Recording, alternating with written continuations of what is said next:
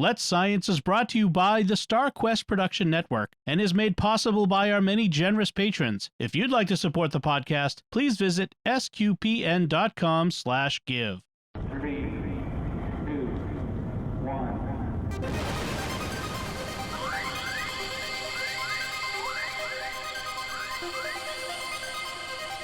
We live in a universe of scientific wonders. Every day, scientists are inching towards breakthroughs which can change our lives. We're playing our small part in sharing these wonders with you. That's why today is a fine day for science. So let's science. Yeah, so let's pull back the curtain a little bit. Caroline, as you know, can't be in this episode.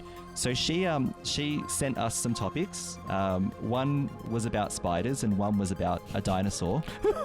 and I thought, well, let me think. Which one would I be happy, in the following scenarios, right?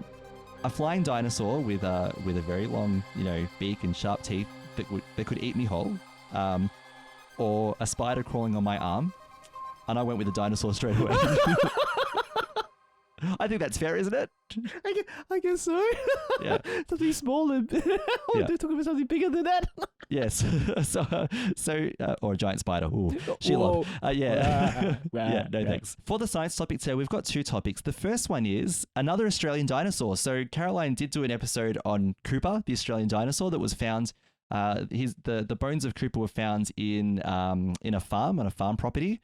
And this one is a pterosaur. So we know pterodactyls, right? The flying dinosaurs. Flying dinosaurs? Yep. Yeah. So we have an Australian one. Now, its scientific name is Thapungaka shawi. So I do my best there with names. I'll explain what that means later on. I wouldn't have done that. Oh, wow. Cool. It's the largest pterosaur found in Australia of its kind. So the University of Queensland researchers have published their findings in the Journal of Vertebrate Paleontology. And the fossil that they have is the lower jawbone. It was discovered in a quarry near Richmond in Queensland in 2011 by Len Shaw, who is a local fossicker who had just been, as it's described, scratching around the area for decades. So the pterosaur fossil remained a mystery for a decade after Mr. Shaw found it.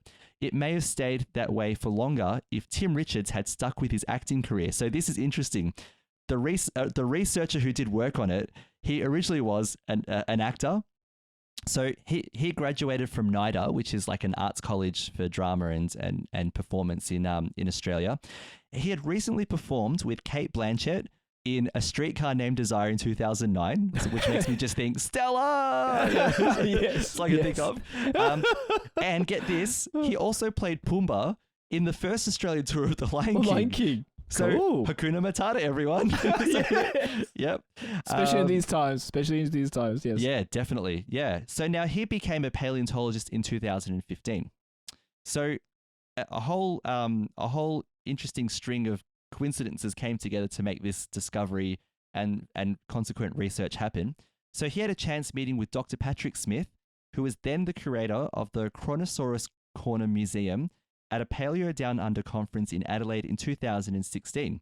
So Mr. Richards had the jaw, he had found out that the jaw itself was just being kept in a drawer at the Richmond Museum through his meeting with Patrick Smith.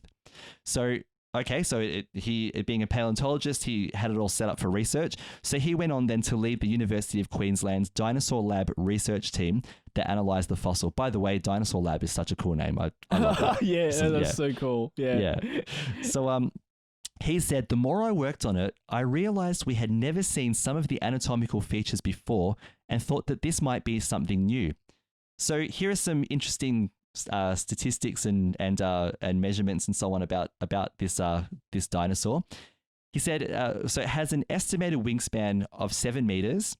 It probably soared above the ancient Eromanga Sea, which covered most of Western Queensland during the age of the dinosaurs. Another, Dr. Stephen Salisbury, who's the co-author of this research paper, said, the new species is striking for the massive size of the body crest on its lower jaw. These crests probably played a role in the flight dynamics of the creatures, and hopefully future research will deliver more definitive answers. It would have been a fearsome beast with a spear-like mouth and a wingspan of about 7 meters. And I love the way it's described like this. It was essentially just a skull with a long neck bolted onto a pair of long wings. So Oh, wow. yeah, it was a mouth with wings, basically. Well, yeah, that's it. Yeah. Wow. So this thing, they say, would have been quite savage. It would have cast a great shadow over some quivering little dinosaur that wouldn't have heard it until it was too late. Oh, my goodness me. Yeah. Yeah, so I was quite a savage dinosaur. That Mr. Richards said the skull alone would have been just over 1 meter long and contained about 40 teeth, perfectly suited to grasping the many fish known to inhabit Queensland's no longer existent Urrumunga Sea. It's like a flying shark. So, It is a flying. yeah, oh, in my a sense, goodness with me. the rows of Yeah, teeth and exactly. long jaw. Yeah. Whoa. Yeah.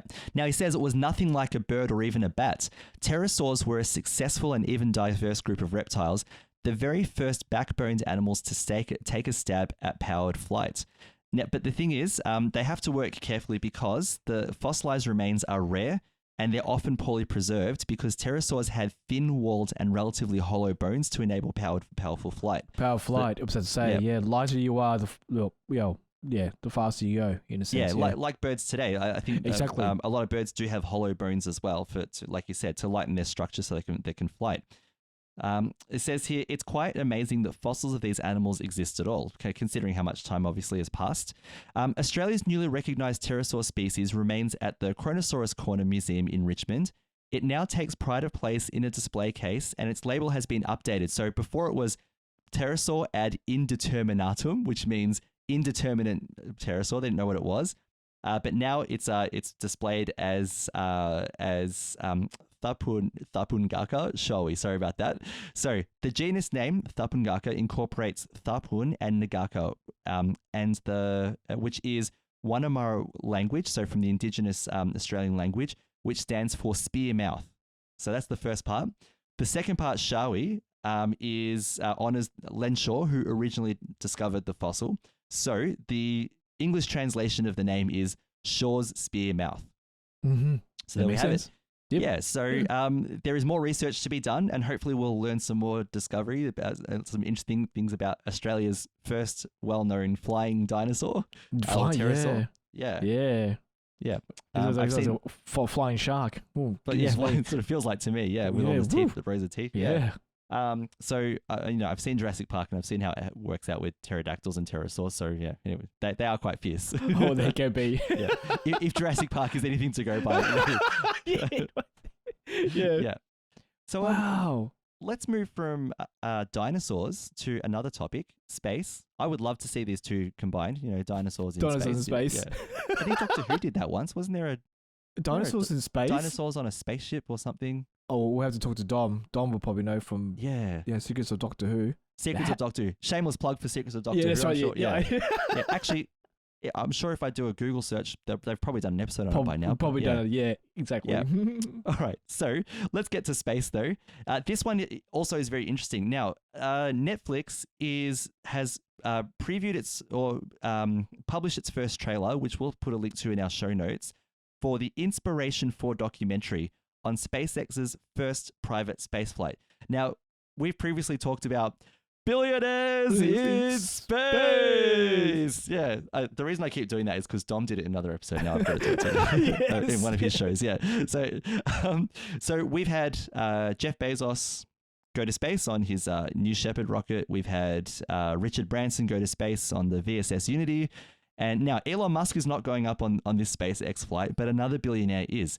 However, this one is interesting because it is the SpaceX Dragon capsule, which is used for taking astronauts to the International Space Station, as well as taking supplies. So a month ago or 2 months ago now, there was this really awesome flight where they took solar arrays.